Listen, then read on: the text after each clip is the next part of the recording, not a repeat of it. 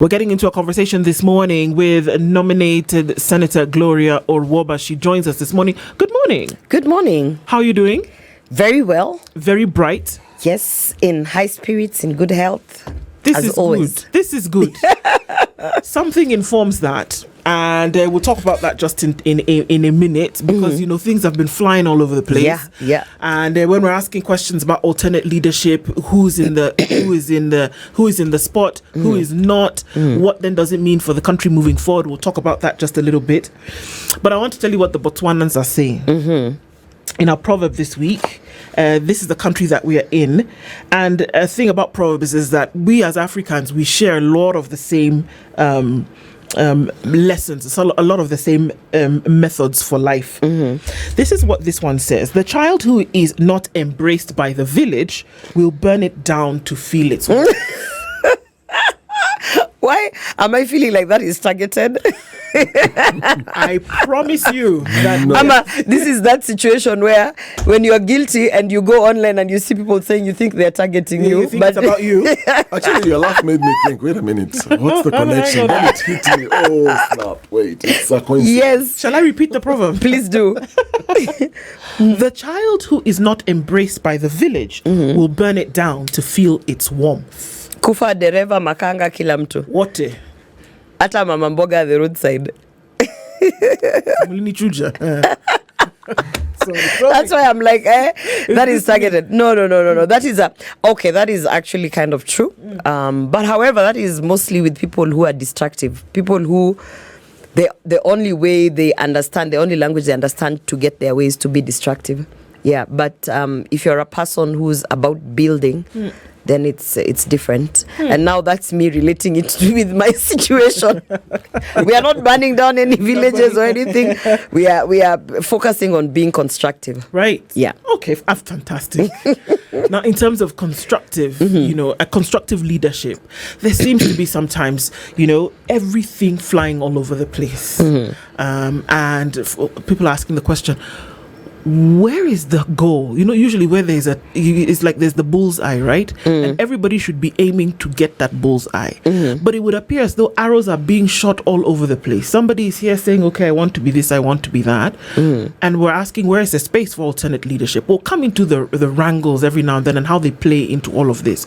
But is there a direction that Kenya is going at the moment? First of all, in leadership or in the spaces of what, let me say, where you are hoping to achieve power or to be a leader or to take some form of, front row, no one is going to give you the space.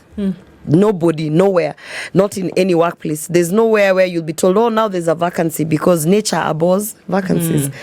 So when you ask, is there space for alternative voices, alternative leadership? First of all, there's no space for anything. It is upon you to create that space for yourself and to create that space for the vision or for the type of leadership you think you are bringing. That is why you see some of the younger leaders have decided to chart their own path. And I am one of them. But to think that someone will give you space, oh, I'm telling you, I've not been in politics long, but no one is going to give you space even to breathe. Yeah. And if you talk about the breathing space, so you're not given that space. You have to fight for it, chart your path, and, be determined about it, because you'll face a lot of obstacles. Because obviously anyone who's intending to change the status quo anywhere will be fought immensely by the cartels who are used to the system that is in the place. In any place, in parliament, as you have seen, the way they have fought me, because my intent was to change the status quo. Now you see the younger leaders coming up. You've seen Wamushomba being suspended for 20 days yesterday because they are attempting to change the status quo, which is not a good place for our country to be. So you'll be met with a lot of opposition, with a lot of, you better be ready to lose everything. So, and that's what you're seeing happening now. But what is encouraging is all the messages of motivation and, the messages that you get from the public who you're fighting for the people, your constituency of people. It's encouraging sometimes just to wake up and read that message that says, you know what?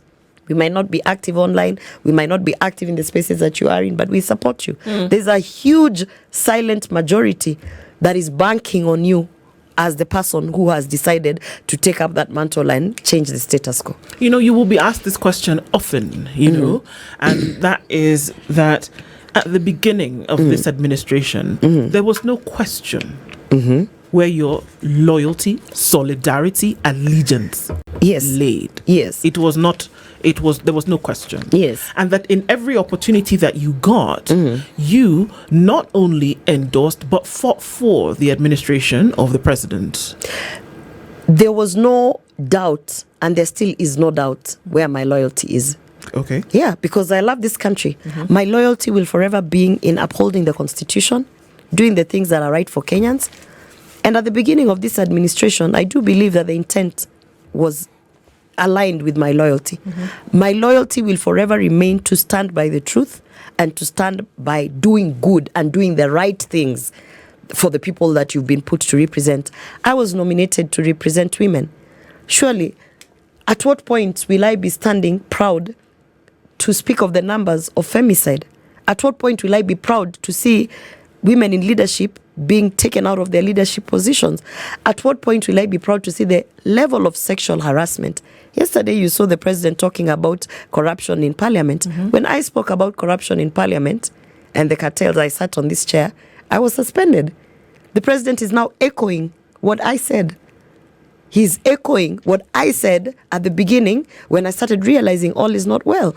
It is just a matter of time before the president confirms that it is his administration that has the highest number of sexual harassment. So you can see with time, I'm still loyal because I'm loyal to the Constitution, loyal to doing the right thing, and loyal to ensuring that when you're given a position of leadership, you carry it with the responsibility that it deserves. So when did the hiccups begin, Gloria? Because if you're talking about loyalty from the very beginning, that has not dwindled or faded, that it still remains the same till date.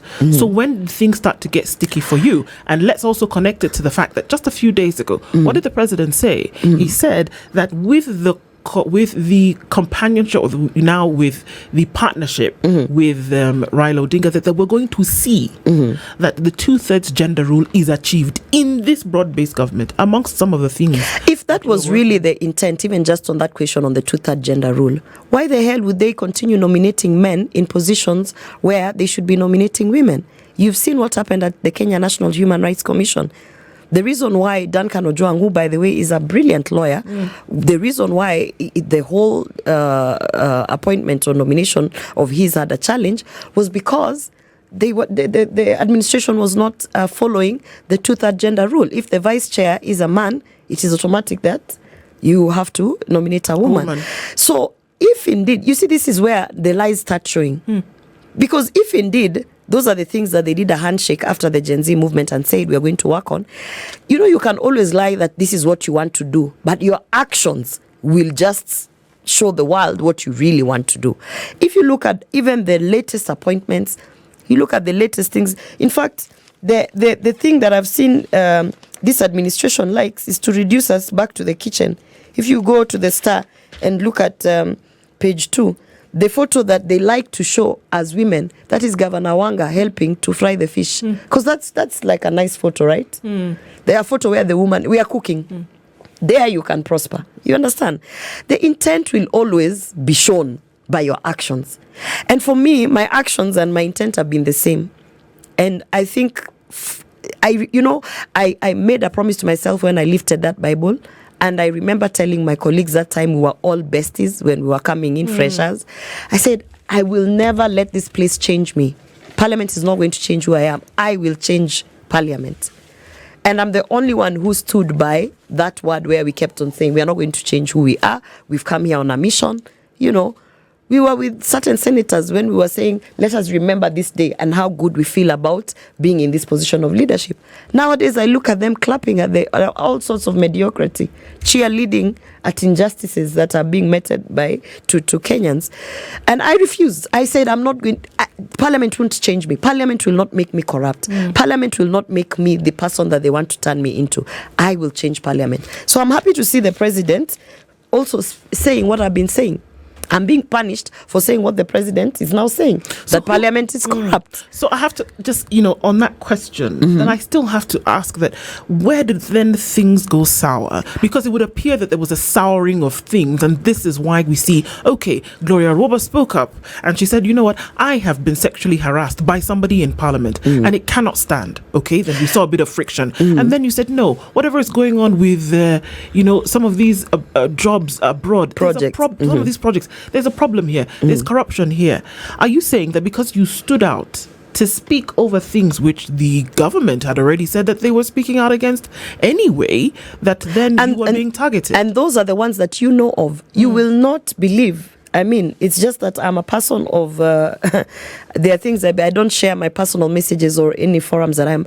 You will not believe the things that I spoke up against, even including against some of the cabinet nominees, and said, sincerely, let us not joke with this sector. Let us put someone who's actually, because I'm not a person who's afraid to speak up. So in those are the things that you know are the ones that came to the public.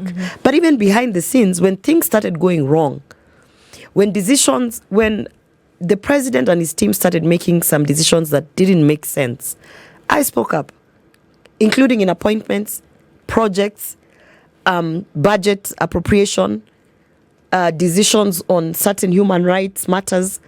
I'm a big activist in terms of women's rights and ensuring that the girl child is taken care of.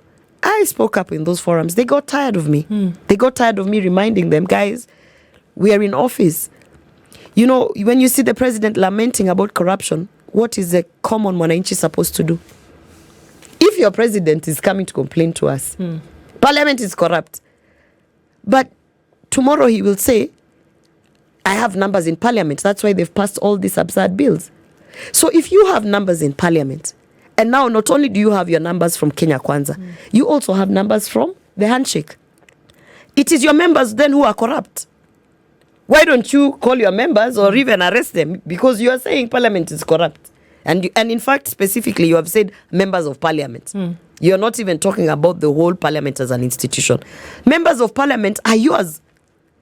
So if you come to the electorate to complain about your numbers that are corrupt, what do you expect the public to do?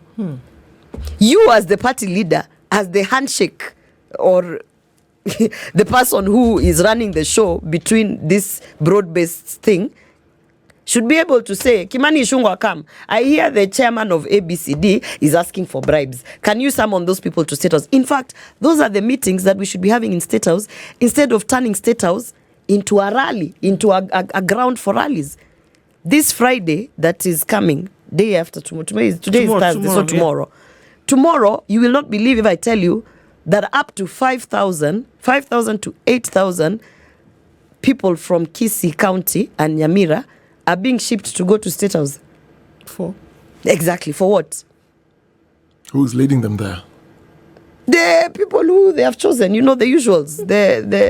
I call them boys. Allow me to call them boys. Those boys, Kinaosoro, Zahir.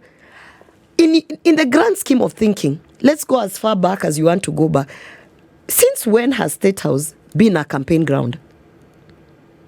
And not that we don't want people to go to State House. In fact, State House should be open for everyone to go and seek audience with the president in terms of, I have seen that there's not enough money allocated, let's say, for the basic needs such as water in terms of bowls or whatever.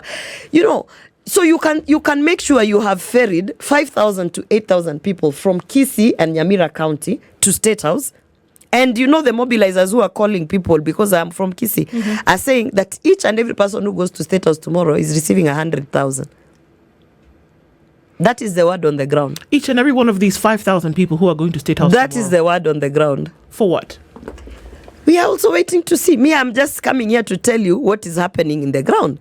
That there's a meeting in State House tomorrow. 5,000 plus people are being shipped from Kisii to State House. And word on the ground with the mobilizers who are there is they are saying that yule ambaye kila mtu anaenda andika jina whatever ukifika we are giving 100,000 to each person. Now back to my story. Instead of calling those your corrupt members of parliament who you are claiming are corrupt to State House, to tell them, in fact, DCI or NIS or whatever have shown me this. You are asking for bribes. And you are part of this government that is fighting corruption. You are busy ferrying 5,000 to 8,000 people to showcase might that, in fact, Kisii might have a presidential candidate coming against me, but I can ferry 8,000 because of the promise of handouts. Okay. So, even that I was thinking to myself as I was sitting out there, we really, as legislators, I don't know where our minds are, because a law must be placed. Because if someone will come in there and decide, instead of working, State House is supposed to be a place where you work, you move policies, you work, kazi. It's like now this studio, we start turning it into a marketplace or a rally. So it seems, there's the politics of mobilization, then there's the politics of tokenism. So it appears what we actually then see out here, though it's not secret, where then you are giving tokens for people to either attend a meeting or to a certain line. For optics. For optics, yes. The numbers are so important to every politician. Then, in your experience in Parliament, because this is what the president is saying, that it can't now be business as usual. This is what has been happening, and roped in judiciary, and also spoke about ACC coming in, and there is no question of there's a phone call high up or orders from above or below. And you earlier said that when you got into Parliament, you and many of your colleagues were very excited, and the idea was, what change then can you bring now that you are new members in the House? How fast did people start going down in terms of you lose all We didn't even take our first salary. Wait, it happened even before your first By salary? the time we were receiving the first salary, I was running solo. What do you mean? The way you put a pact, you're like, we will not change, we will.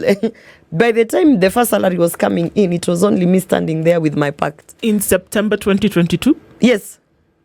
So what happened? And the only thing that happened after that, it became worse. And but you still showed a brave face in public. I did. If I don't do it, then who's gonna do it? I have said this is the hill I've chosen to die on. Because I know what I wanted to achieve when I joined. People are thinking you're crazy, you should have taken the money, you should have put your head down and just, gotten your salary. So before that first salary came in, already there were calls to do certain things and money was changing hands. Is that what you're saying? What already happened? there, you could see the people who you had an allegiance to bring change had started being influenced because they were targeting certain committees, to be in certain committees as members, so they would be, you understand, they were like, you could start saying hapa utabaki peke yako, because so now people lobby to get into certain committees. Of course people lobby to get into certain committees, which is normal, because even me, there is a committee that I really lobby to be in the ICT committee, because that is where my passion was, and I wanted to get some changes. Lobbying is not the problem. The problem is when it comes down to, if you want us to put you in this committee, you must do this. Or you must, pledge allegiance to this person. So these are fellow MPs who then ask you, or... I mean, it can be anything. Even, for me, it even goes down to staff. I've spoken about the real members of Parliament are not the elected ones. They are the staff members who sit in Parliament. Those are the guys who run the show. You go get your votes. When you come, you will find a clerk there who will give you directions of which bill you are going to table. So that's how it is. And the thing about this situation is, some of the staff members who are actually very, who have the same ideologies, I believe, with the change, people want to make change, are actually praying that this term needs to end. Because according to them, and they keep saying this, they have never seen such a horrible lot of members of Parliament, than this lot. In the Senate, some of the staff members always say, we long for the days when Orengo and his team used to be senators. And is this directly linked to... And I totally understand where they're coming from, because they're coming from the place where these are people who knew why they came to Parliament. If we're saying, because this is serious stuff, we can maybe smile at it, but we can't downplay it. Because if you're already told what bill you will propose, if you're already told this is how you will operate, if you're told that this is how you are going to function as a member of Parliament, whether you're in Senate, whether you're at the National Assembly, then you have to ask questions about what happens to lawmaking. can we actually then have legitimate lawmaking in this country? Will it be authentic? Can you have proper representation of the people? Can you then have independent budget making? Can you do that? And oversight? You see, apparently, I can't speak for the previous, but from what I hear from the staff members there, apparently before this particular parliament, before this group of members of parliament, apparently, as much as there was some influence, apparently there was a lot of independent thinking. And I'll give you an example. I went in with 6 bills at the beginning. One of the bills that I really was passionate about pushing was Section 22 of the Election Act, which is about degrees. And remember, before the last election, there was this whole thing that in order for you to be a member of parliament, you need to have a university degree and what. At that time, I was still in my activist stage. So I opposed it, because there was the issue of the diploma people, there was the issue of people. University is not a luxury for everyone. It is not provided for free by there. So the grounds for opposing it were more about equity and ensuring that leaders are from across board. So when I said to myself, if I go to parliament, I will make sure that I legislate on that Section 22, because the issue was, what are the minimum requirements for you to run for office as a member of county assembly? Or, there are no minimum. It's not really, there's no framework. So when the High Court declared that Section 22 was in fact unconstitutional, that's when all these people were allowed to vie. People always say the likes of Oscar Sudi, all these MPs who don't have degrees, they were allowed to vie because it was declared unconstitutional, that particular section. Now, I remember saying to myself, oh my goodness, one of the things I must go in when I go in is to provide a legal framework of what is the minimum, what do you call it? Minimum for you to become qualifications. So that is one of the bill that I presented. That bill never even got to drafting. You understand? So now when the issue of recalling a member of parliament came to play, and you have had IEBC saying that they would like to, facilitate the petitions, but there's no legal basis, there's no legal framework, because Parliament has not passed a legal framework to recall your MP. I laughed. You know why I laughed? It's the same way when I took my proposal of Section 22 to give a minimum qualification of who should run for MP or whatever. It was not even drafted, because if it was drafted and passed, it would mean 2027 people would actually have a framework of if you want to pass. And I wasn't trying to take everyone to university to get a degree. I was simply trying to legislate that at the bare minimum, those who are running for member of county assembly, they go to Huduma centers. There's this basic exam that you do. You learn about the county assemblies, what you'll be doing as your work. If you're running for MP, there's a basic exam that you do, and it doesn't have to be written, because there are people who want to be leaders that they can't read, they can't write. So it can be orally given. It would include the people with disability. So it was the issue was, we must put a framework of understanding, are you capable of going to the county assembly, to the National Assembly, or to the Senate? They did not even draft that bill. So when this issue of recalling MPs came, and IEBC is correct to say that they don't have a legal framework, because really they don't. The legal framework has to be passed by the same people you are trying to recall. They'll never pass it. You understand?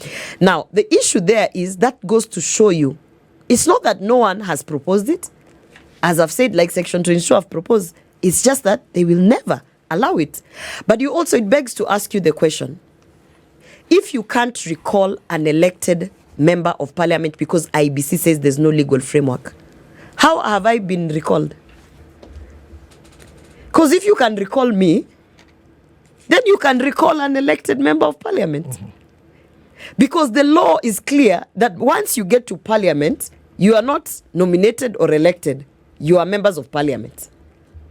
So if a party can find a way legally, which is not even stipulated, it is actually not stipulated in law, but my political party has tried to find a way to recall me, because what they have done is to recall me.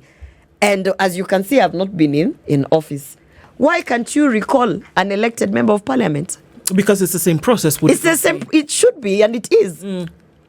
So it is a whole fallacy. That's why I'm saying if these institutions were independent, we would not need to sit here and talk about why we are giving away Kenya Pipeline.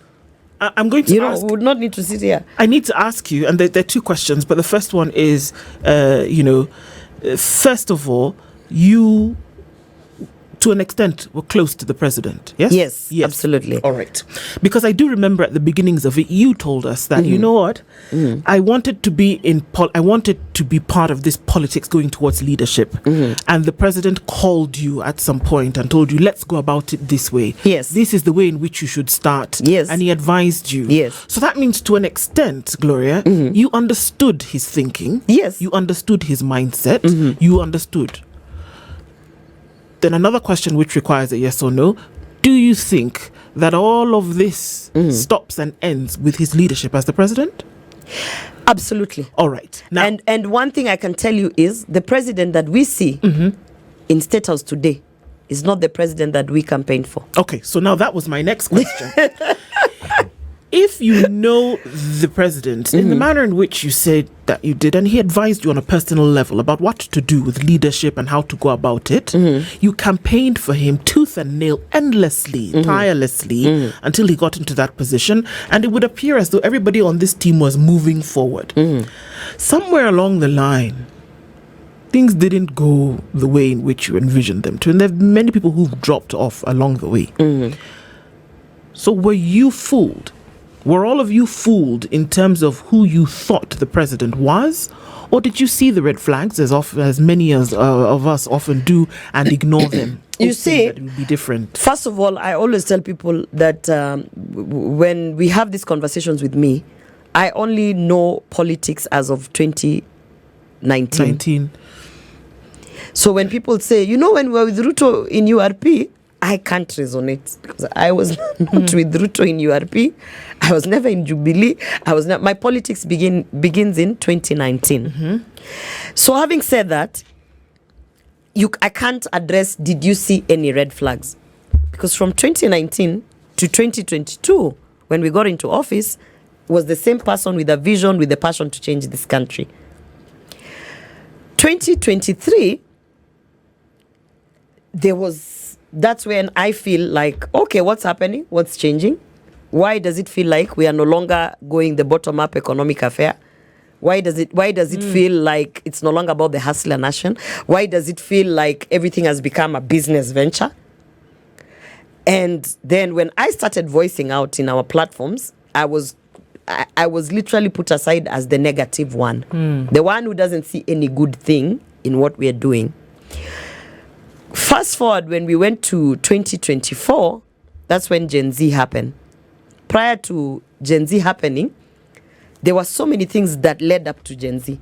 Even in our platforms, there was, like in our internal communications, there was a lot of things that was happening. There was the fights that we could now see between... Is this the party internal communication or the Senate level? The party internal communication. The Senate level, they removed me a long time ago. When they suspended me, they removed me from those platforms. Thank God, because those platforms never used to add value. So but I'm talking about now the party. Okay. And, anyone who was in that internal party thing, you could see that something is coming. By the way, it is not that the 2024 Gen Z protests caught the government of like they didn't know about it. They knew it was coming? I mean, if they didn't know it was coming, how come me I knew it was coming? I could feel, the way uko kwa ground, you'd go to a supermarket, you talk to people. So you can feel something is coming. People are mad. There's a lot of anxiety. And even within our platforms, within leadership, there were a lot of fights, real fights. What are the fights about? A lot of fights between, because now the fight between the president and the deputy president, Rigathi Gachagua, were now devolving down to our level. And it almost felt like everyone had to pick a side. Because obviously, Rigathi Gachagua was fighting for some different direction. And there was a lot of pushback from the president's side. So, some of the things have now come out to play when you hear Gachagua saying he was not of the opinion that people should be shot in the streets during demonstrations. When those conversations were happening internally, as children of the parents, you are forced to either use your brain and pick a side, or just close your eyes and be allegiant to whoever you think brought you to that space. So some of us who are actually outrightly saying, okay, on this one, Gachagua is making sense. I think we should do ABCD. On this one, I think Gachagua maybe take a step back. You know, people used to ask me, what's wrong with you? Mbona unasema hizo vitu? Hapa we kwanza umenominatiwa na Ruto, kufa na yeye. And you know, some of those things, it requires that you actually say, no, as much as you have given me this, it is actually my responsibility to tell you, you are wrong on this one, and he's right on this one. And not many people have that guts, because many people fear the president. And within those groups, how many of you, or maybe even more directly, did you ever have direct access to the president? Yeah. Did you ever share any of those concerns? Yeah. In the groups, I would share in the group where everyone can see this is my position, and then I would go ahead to share it with him in the private message or on call him or and he would respond? Well, especially on those ones where I was going against what he thought, he would not. So on a blue tick. For instance, this thing for the labor exports, I called it out. And later I found out many MPs had also been deceived to bring their constituents to the labor export, and their constituents had been conned. But because you spoke about it, they were quiet because, you know, maybe in hindsight, because they are practicing politicians, they knew if I talk about this thing, it's going to be bad.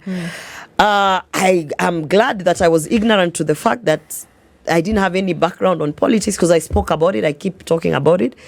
And it didn't turn pretty because Alfred Mutua is still advertising those fake jobs till today.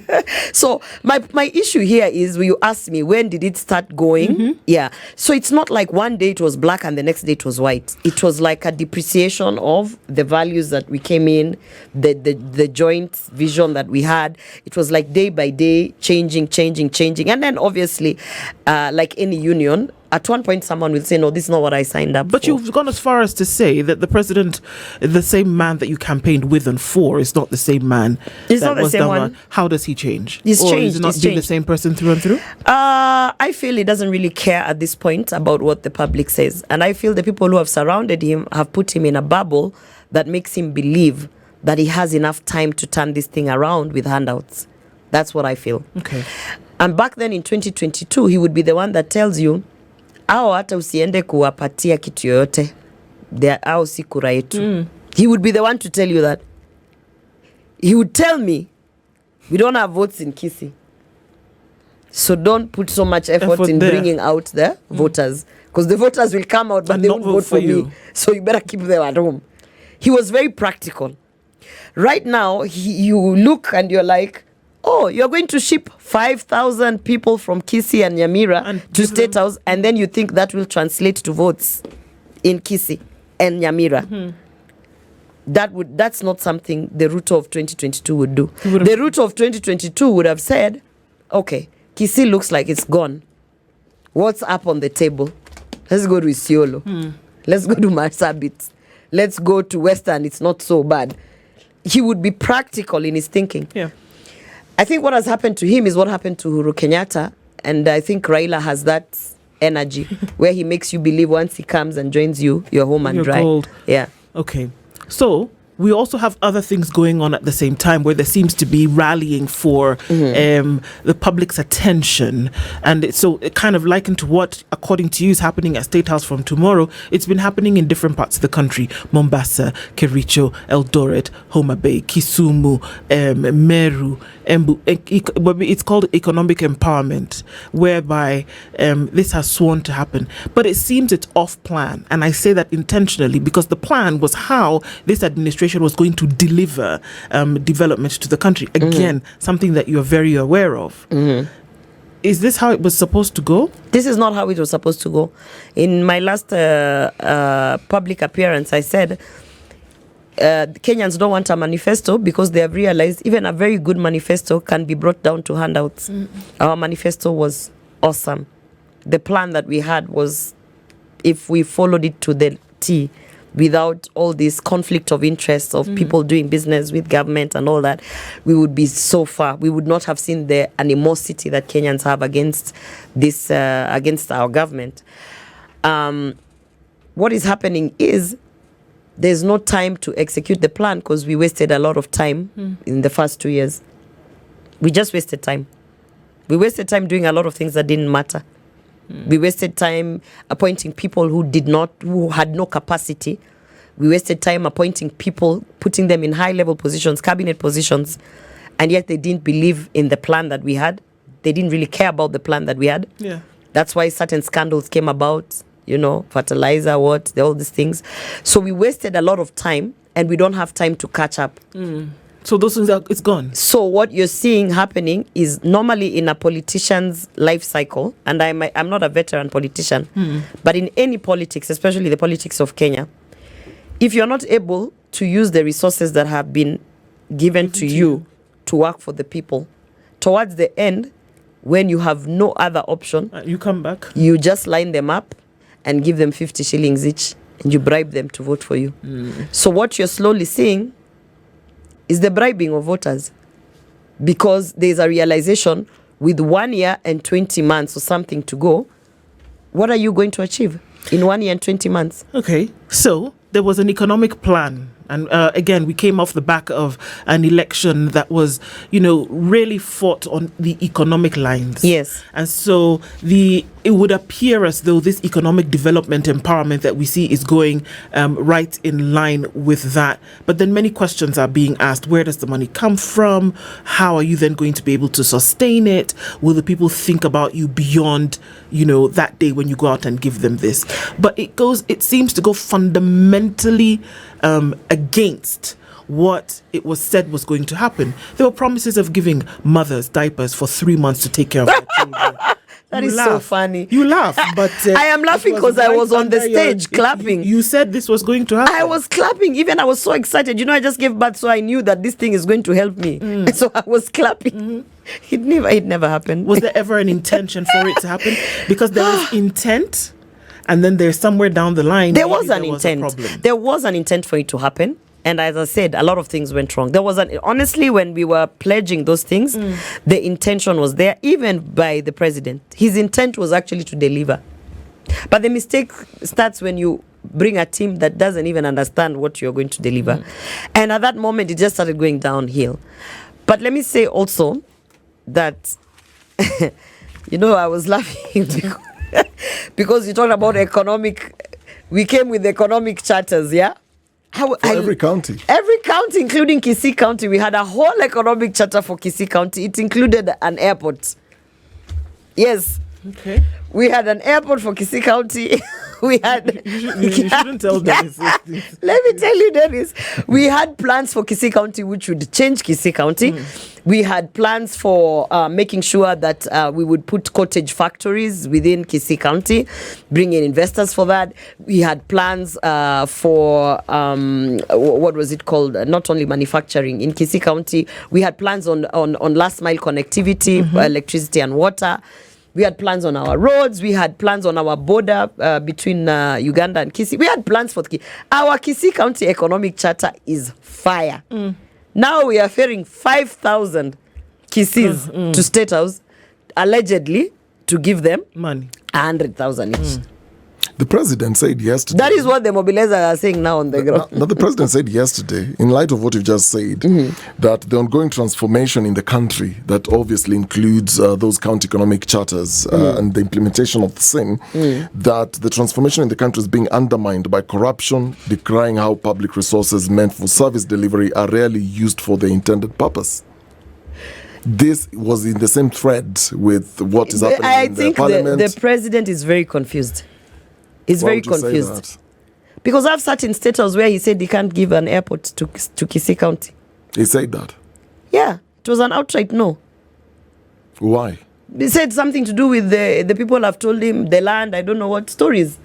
And the airport has been taken to... anyway, let me not say that because my lawyers are tired. But the airport is not going to Kisii. Because of a land issue? They try to cover it with all these things of an expert has said that our land, the terrain cannot afford and what, a lot of stories. But Kisii is just one example. If we forget the airport. Maybe truly the airport can't go to Kisii. Let's assume for a second. What happened to all the cottage industries we were supposed to do in Kisii County? What happened to those? And let him not say, go and ask the governor. Because now the governor and the president are together. So we're asking you, because you did economic charters for Kisii County. And he even gave us an advisor who sits there from Kisii County, who sits in the presidential advisory team, who was leading the Kisii County economic charter. So actually he got his job in State House by virtue of leading the Kisii County economic charter. What has he implemented there? Nothing. If we stretch it out of Kisii to the other counties, is this transformational agenda? See why I speak about Kisii. Yes. I might not know what's happening in Meru and Embu and even all these other places, but I know what is not happening in Kisii, and I'm giving that as an example. And what I want to say is, if indeed you knew you were not going to give us an airport in Kisii County, why mislead us to think that we are going to be landing in Kisii County, and you knew you were going to outrightly come and say we are not giving you an airport? Yet it was in the economic charter. This advisor who got a job in State House as an advisor because he was running the Kisii County and Nyamira economic charters, if he was called today to studio and told, okay, bring the economic charter, what have you delivered? At least me, I always say, even if you call me to studio and say, Gloria, you went for the women charter, you led the women charter, you promised us diapers, Do you know I can account for my time in Senate and what I have worked on towards that women charter? I've done a lot of work in terms of even pushing legislation for sanitary pads. In terms of femicide, you saw me ensuring that some of the culprits were even deported out of this country, working with the Ministry of Interior. I can actually account for my work with relation to the Women Charter that I pushed for. But right now I'm asking myself, was I the only one who was believing those things? Was it all a joke? And it's sad. You laugh and then you don't know if you can laugh and you're crying or you don't even know. There is an argument, and allow me to ask you this. There is an argument that perhaps the reason why you would speak the way you speak is you haven't been given what they would refer, quote unquote, a plum position. If you were given a position in government... But I was given Senate. Senate is a very high-standing position. You're nominated to the Senate. Yeah. But if you had a position of influence beyond that... I had a position of influence. No, beyond that. I'm asking beyond that. Would the conversation be the same? And but that's why I'm answering you. Yes. Senate is not a small place. The reason I'm asking this, is there's been an argument that of late there seems to be those who are perceived to be fallouts coming out and saying, this is not the president we knew. This is what conversations were like, but seems like he has changed.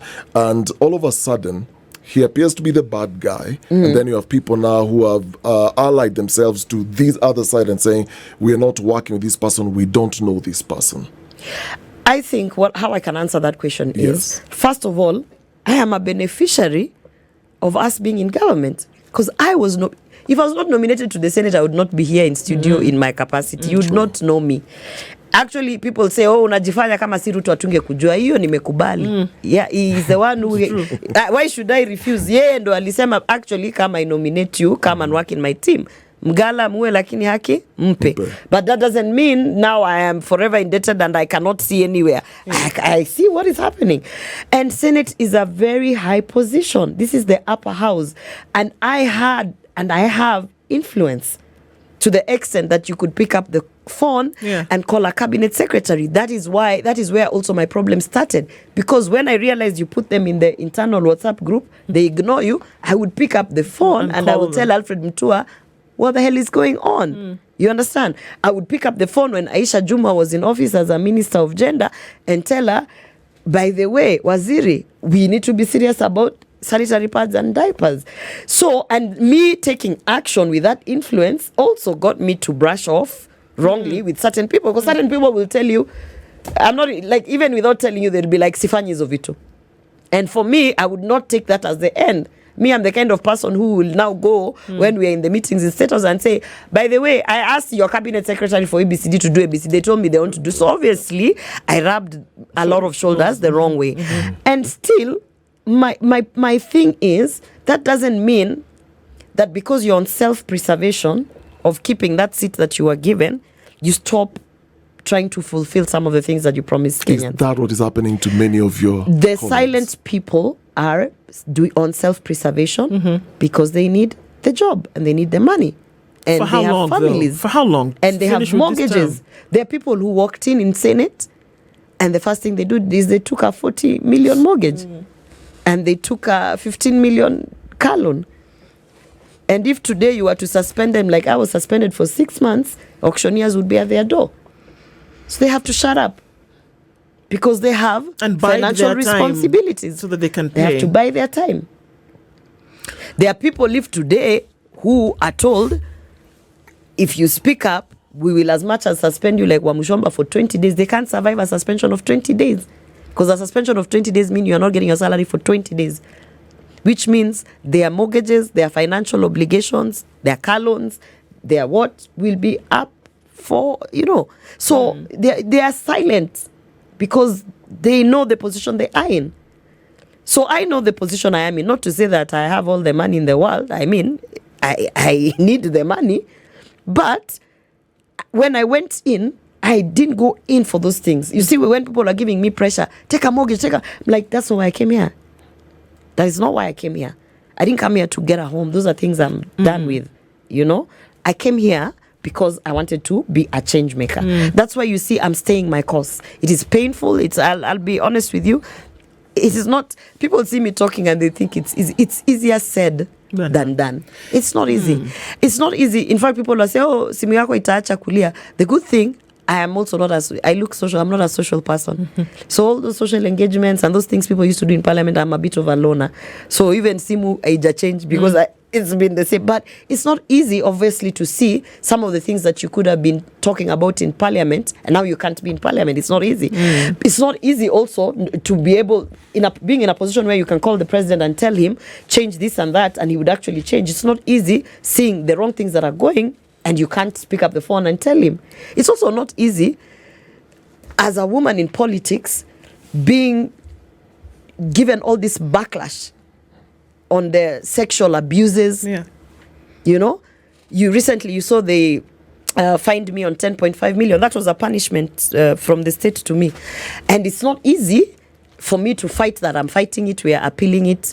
But you're fighting a system. So people have to understand. I keep telling people who are saying one term, you're fighting a very high level, complicated and powerful system. And is it and it's not going to be about hashtags. You need to put on your boots. You need all hands on deck, and it's not easy. I keep telling people it's not going to be as easy as singing one term. In your opinion, what do you see as the change that's coming ahead of this next election cycle? You know what I hope for?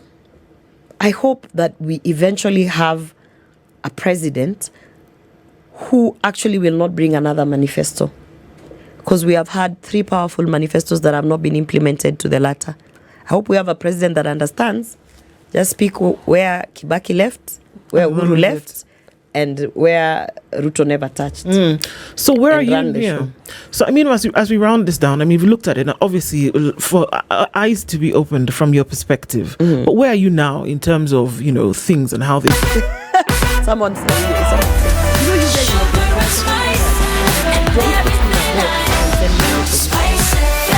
Spice up I am the only senator who has been kicked out of Senate like a gazillion times. So you can't put me in a box of people who don't even know the path I've walked. I'm the only woman leader within that parliament who has come out openly to speak of the sexual harassment that goes on there. So when you ask me, so where are you now? I am where I was at the beginning. I am a change maker.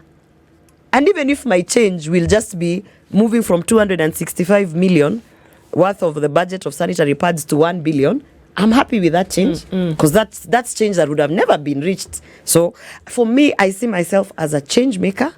I see myself as, let me say, the square peg in the round hole. Yeah. And anyone who tries to put me in a box will not be able to work with me.